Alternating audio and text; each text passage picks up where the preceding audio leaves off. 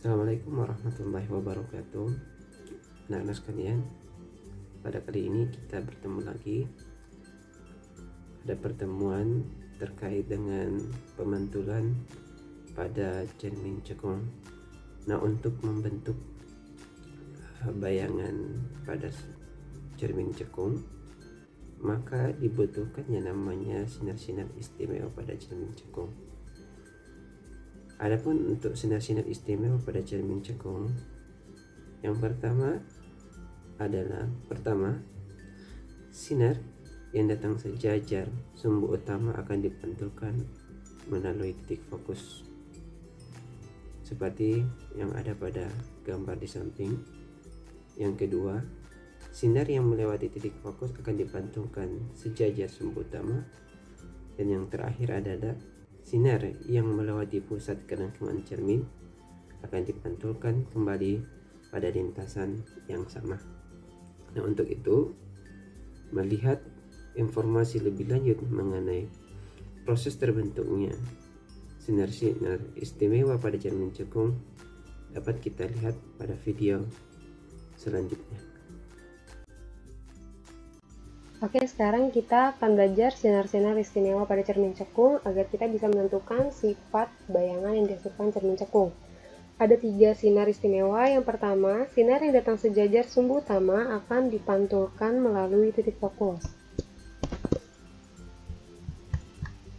Oke, maksudnya seperti ini. Ketika ada sinar datang sejajar sumbu utama, seperti ini, yang warna hijau ini ada sinar datang sejajar sumbu utama, maka sinar ini akan dipantulkan melalui titik fokus. Begitu ya. Jadi sinar datang sejajar sumbu utama akan dipantulkan melalui titik fokus. Apakah sinar datang ini hanya bisa dari atas seperti ini? Tidak ya teman-teman. Ketika sinarnya datang dari bawah seperti ini ada sinar datang lalu menyentuh cermin, maka akan dipantulkan melalui titik fokus seperti ini. Itu sinar istimewa yang pertama. Sinar yang datang sejajar sumbu utama akan dipantulkan melalui titik fokus. Sekarang kita lanjut ke sinar istimewa yang kedua. Sinar datang dari titik fokus akan dipantulkan sejajar sumbu utama. Maksudnya seperti ini.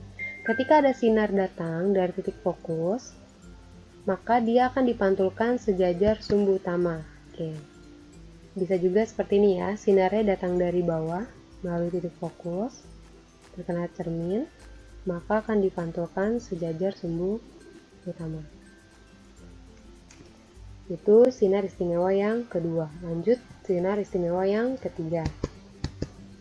Sinar datang dari M, dari pusat kelengkungan cermin, akan dipantulkan melalui M juga. Seperti ini gambarnya.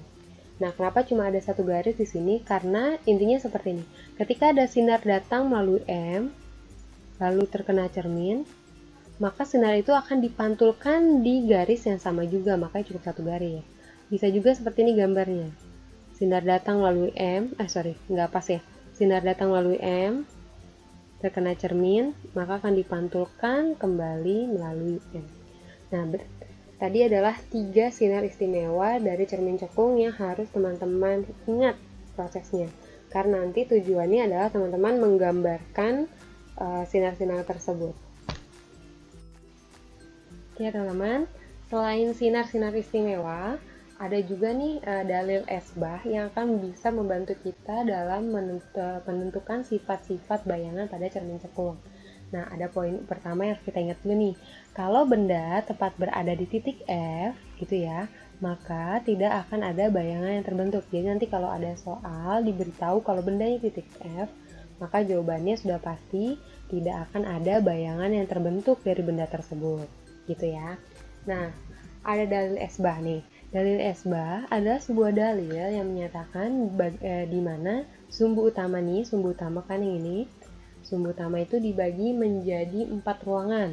Ada ruangan 1, ruangan 2, ruangan 3, dan ruangan 4 yang letaknya di belakang cermin.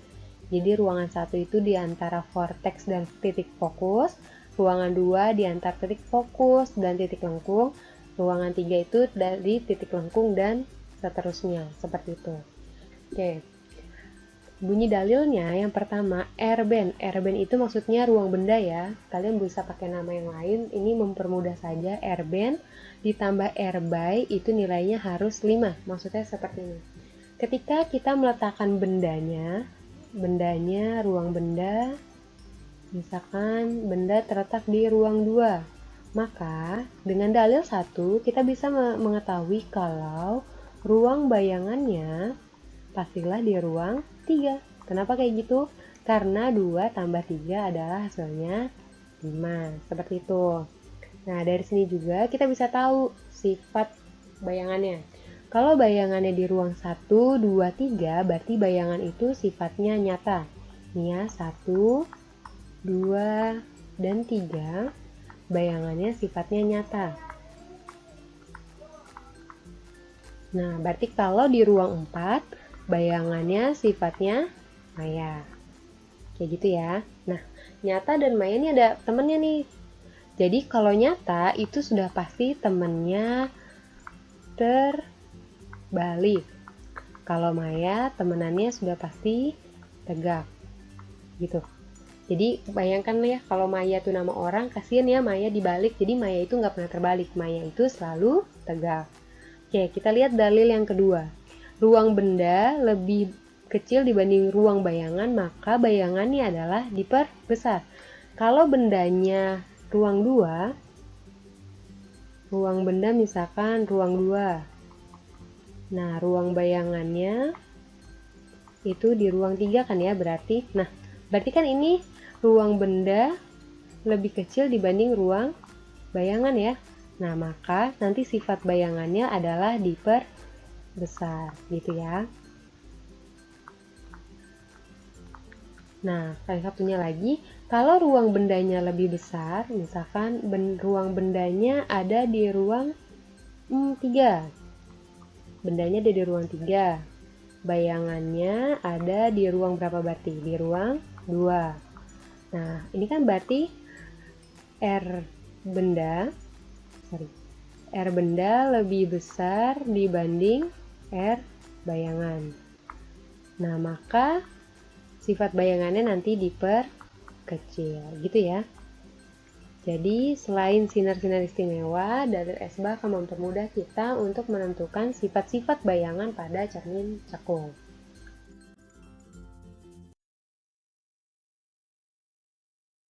Untuk melatih kalian dalam membentuk bayangan dengan menggunakan sinar-sinar istimewa pada cermin cekung, nah kalian bisa melakukan simulasi dan mengisi hasil pengamatan kalian pada tabel yang terdapat pada LKPD. Silakan mengamati.